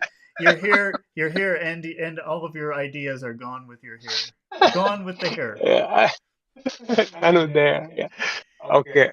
Happiness is infectious. Yeah, that's a very good sentence. The lighthearted spirit among the group makes me eager to join in the fun because happiness is infectious. But see, you could put the same answer in the second one. It doesn't matter. It's just there's a little difference in the focus and which thing you like more. Eager to join the fun, your enthusiasm, or that you enjoy people being happy and celebrating together. Is that pretty clear? Okay. So which one do you want to focus on? Do you want to focus on lighthearted spirit or your enthusiasm to participate? I think that the first one makes sense. Okay. If you get what I mean. I think they both make sense. Because if you talk about happiness is infectious, means that's because because you saw the people happy, and that's it's yeah, but you could want. But just a quick point because I'm trying to show you that actually you can put them. They both make sense because all you're saying, if you say number two, what makes me eager to join in the join in the fun is because happiness is infectious. All that means is when you see happiness, you get really excited and you want to participate too. Excited. So it could be either one. It's just a different focus. Number one is on you really love being with people in a lighthearted spirit. That's really fun for you. And the other one is you really love to participate in uh, activities that create that feeling. It's very different. It's very slight difference. Do you understand? But that's why I'm saying the answer could be the same at the end. I think that's a really hard thing about this to grasp, and why I tried this the other day. It's why I got confused because I was thinking in my head, well, if you focus on this, then you have to talk about that, and if you focus on this other thing, you have to talk about a different thing. That's what was confusing to me that I had to clear up. Is that it doesn't matter what comes after. It's just a it's just a slightly different focus. What's more important to you? Lighthearted spirit or your enthusiasm? Does that make sense? Yeah, does, yeah. Sarah Yep. says, "Please explain it again." Okay. Yeah, go ahead. No, it's really important because the other day when I was doing this, I spent a very long time, believe it or not, preparing that exercise. And the first thing that I established was, okay, what's the difference between uh, happiness is what I love and what I love is happiness? What's the difference? And the answer that I found, well, if you say happiness is what I love, uh, the focus is happiness, and you introduce that right away, and you're Yes. going to give details about happiness. And if you say what I love is happiness, you're going to give details about what I love. But all the answers seem to almost be the same. Like happiness is what I love because I enjoy that feeling. What I love is happiness, is because I enjoy that feeling. You can put the same answer at the end. It's just to focus It, on, it, do you love the idea of happiness, or do you want to focus on your positive feelings? Does that make sense? it, it's it's like direct and indirect speech, if you get what I mean. It has the clue of it. It's not direct, it has the clue, You can play it around, if you get what I mean, Do you know? which one you want you to. Do you know what it reminds me of? People really Mhm, get confused in English when you talk about going up the street or down the street. Like, where's the post mhm, office? Somebody can answer, it's up the street or it's down the street. And it mhm. doesn't matter if Those, yeah. they say up or down because you just have to look where they're pointing. Mhm. Like, you can always say up or down the street. It doesn't make any difference. They both mean the same thing, even though they're opposite words. Have you ever noticed that experience, or have you had that experience? Oh, it's down the street. Yes, yeah, that was very confusing. That was very confusing. Up or down, or that's what it has completely different meaning, But for me, from myself point of view, up and down, it's completely different, opposite. But when you're talking But about when you're just go talking up the about street, go down the street. Yeah, I, when you're talking about directions and streets, it's just really what the person thinks. Up and down don't I think they so, don't yeah. mean anything.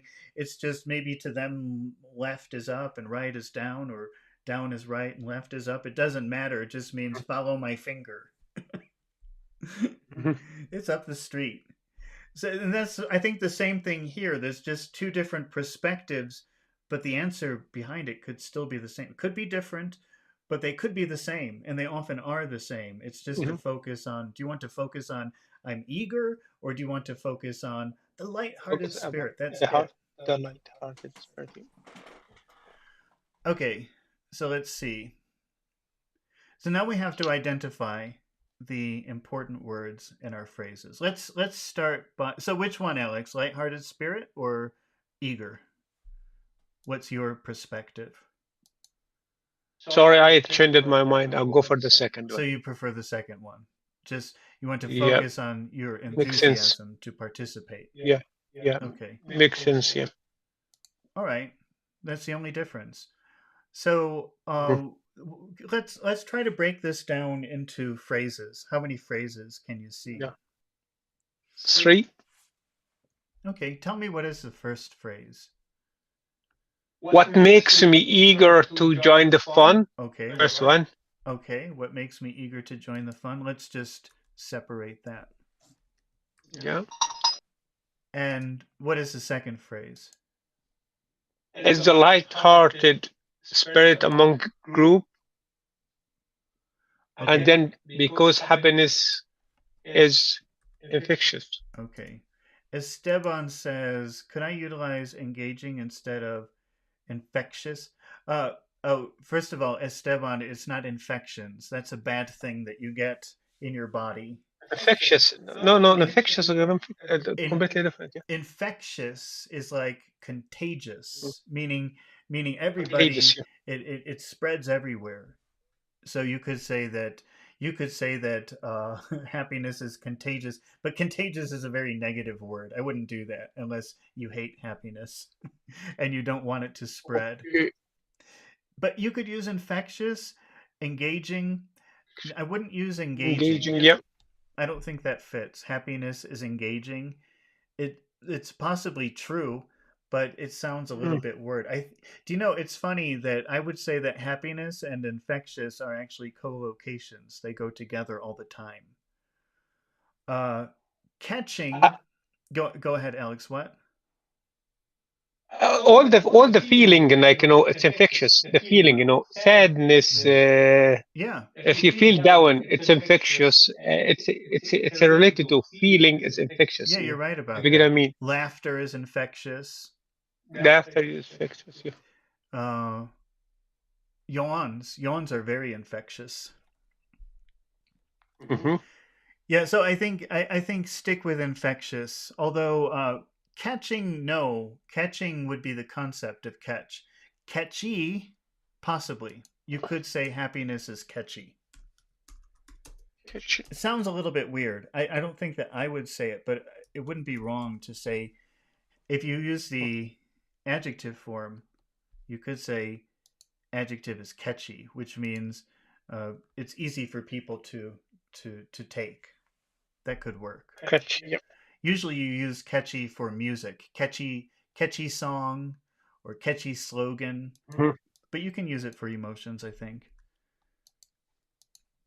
Okay, so we've identified our three phrases. We've got what makes me eager to join in the fun, and we have is the light-hearted spirit among the group, and we've got because happiness is infectious. Is infectious. Okay. Yep. Where did I break that down? Okay. So in the first phrase, what are the important sounds? Or what are the important words? Let's start with that. So we're going to build the rhythm of our sentences to sound natural and reduce the accent. Okay. What makes me eager? So makes eager to join the fun. Okay. Makes eager join fun. Okay, and eager, which syllable? That's two syllables. Long E. Eager. So we'll make that big. And then which other words? Join fun. Okay. So these are the big words. These are the focus words. These are the words that will build the rhythm of the sentence. So we'll do small, big, small, big, small, big. What makes me eager to join the fun? Join the fun. Mm-hmm. Try it again. What makes me eager to join the fun? What makes me eager to join the fun? Okay. And we'll try that with a little bit more flow, a little bit more natural. What makes me eager to join the fun?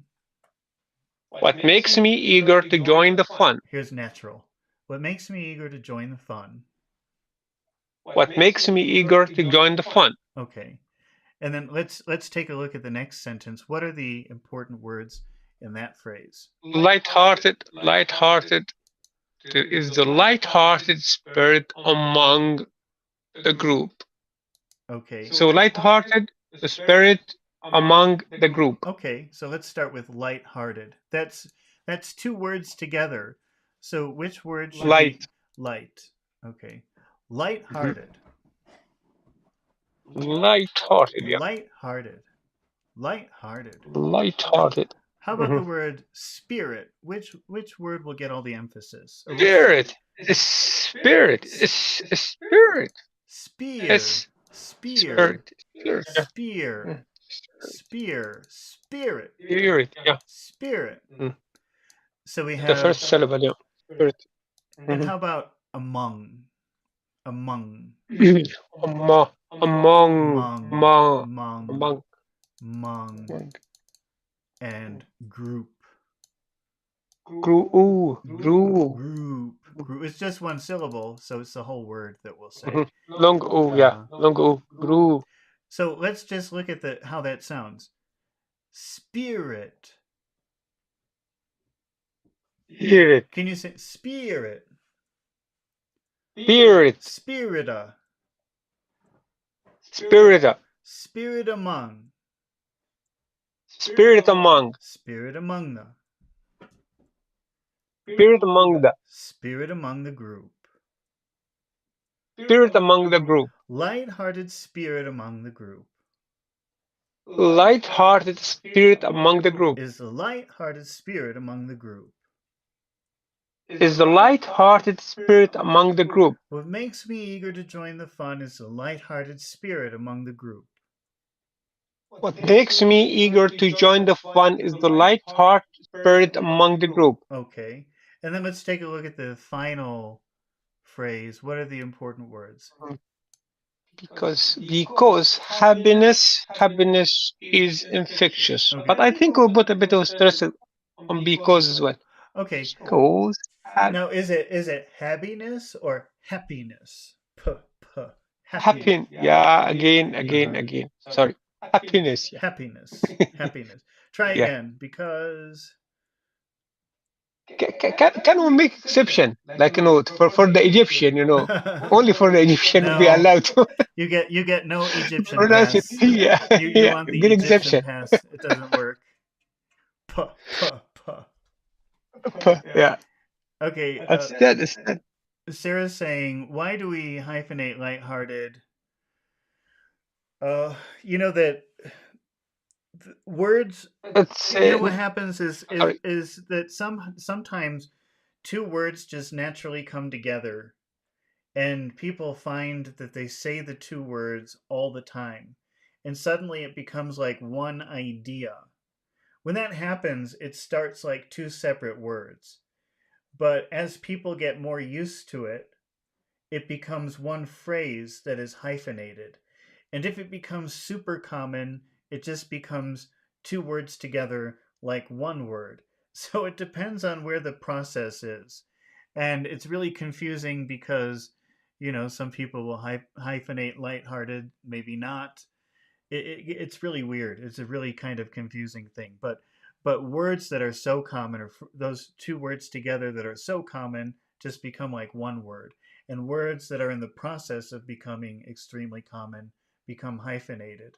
And words that are starting to appear but hasn't really caught on too much yet are still separate words. So that's how it works. What were you going to say, Alex? Were you going to comment about something? Uh-oh. Are you there, Alex? I think maybe he's on mute right now. Maybe. That's okay. Sorry. So I just I mute myself. Okay, that's okay. Light is a noun. Hearted is adjective or a noun. Mm-hmm. So that not Go ahead.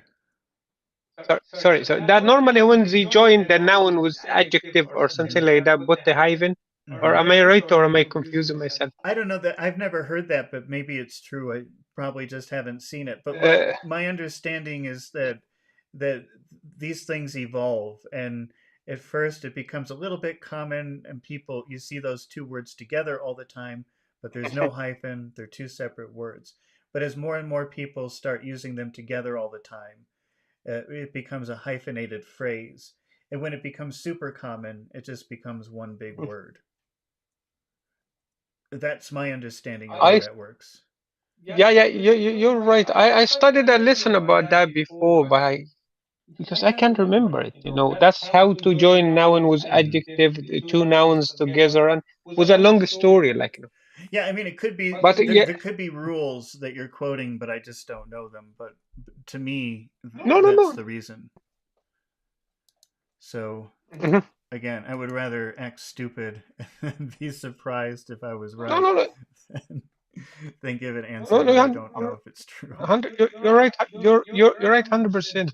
No, normally, normally that's if when they invented the two new words to put the hyphen, and then when the word is common, like became a common Hmm. to the people, they started to get rid of the hyphen.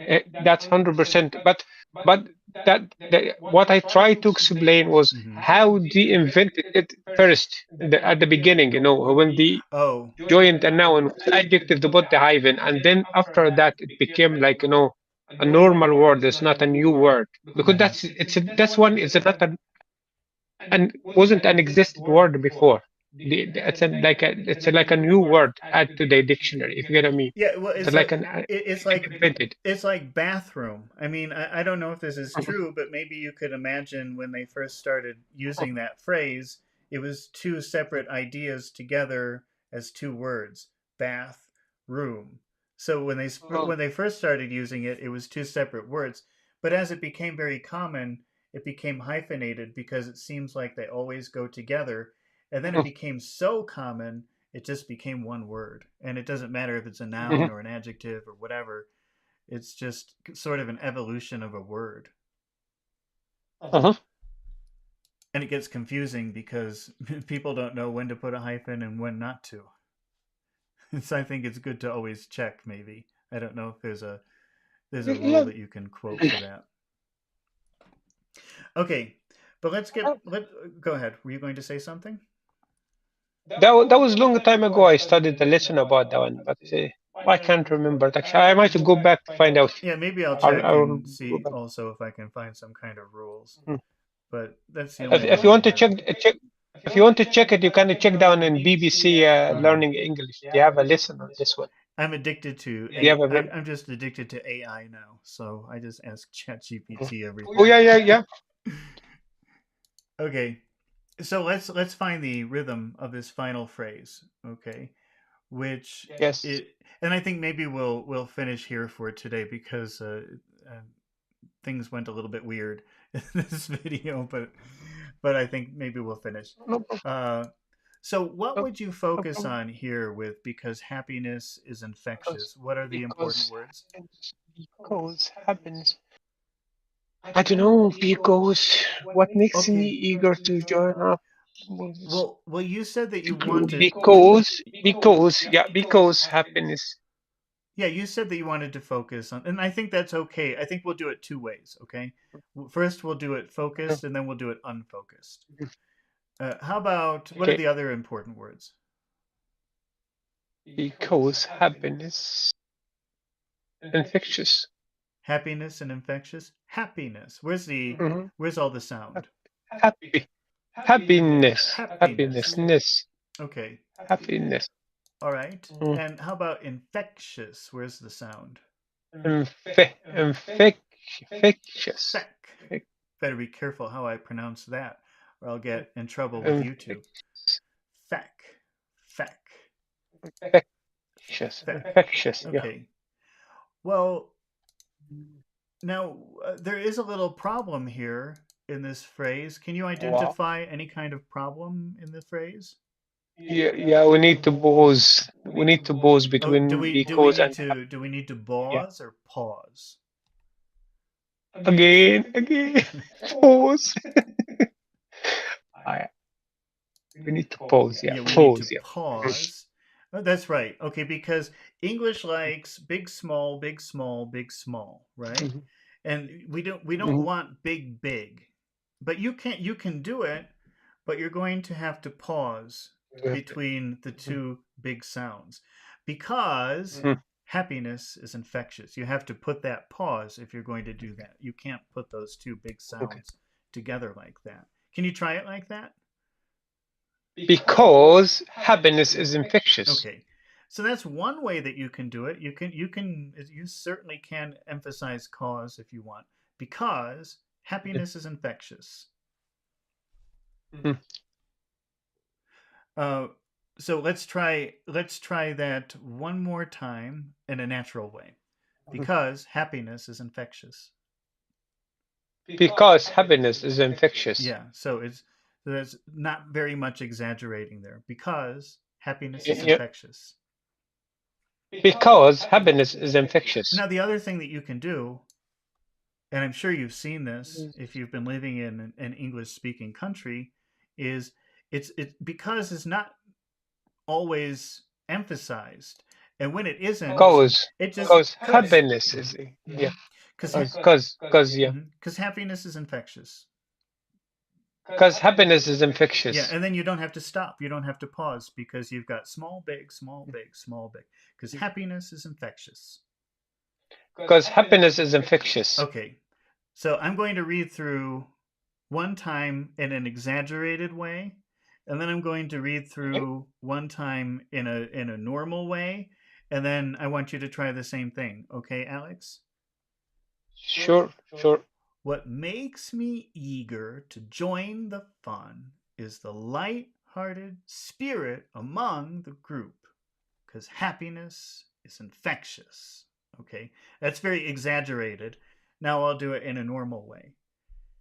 What Okay. make what makes me eager to join the fun is the light-hearted spirit among the group, because happiness is infectious. Can you try that? Okay. Yes. What makes me eager to join the can you believe this? Yeah. What makes me eager to join the fun is the light spirit among the group because happiness is infectious. Okay. Not okay, okay, okay. Can you say Yeah, try that one you more can. time? Try that one more time, but say light-hearted. Okay. What makes me eager to join the fun is the light-hearted spirit among the group because happiness is infectious. Now, is it happiness or happiness? Happiness. Mm-hmm. Happiness. No, you just keep doing it. The more you practice correcting yourself, the better you'll Yeah, become at it. So it's yeah, still, yeah, I yeah. guess you're still in the early stages, though. Okay, can you try to say it one more time, but try to sound more natural? So don't exaggerate the big vowels too much, and don't pay too much attention to the middle parts that aren't focused upon. Okay, okay. What makes me eager to join the fun is the light-hearted spirit among the group, cause happiness is infectious. What makes me eager to join the fun is the lighthearted spirit among the group, because happiness is infectious. Try one more time. What makes me eager to join the fun is the light-hearted spirit among the group, cause happiness is infectious. Okay. All right. So I think that we'll stop here for today. But I think that what we're going to do is we're going to Mhm. continue with this idea of cleft clauses because they seem to be something really important to be able to master.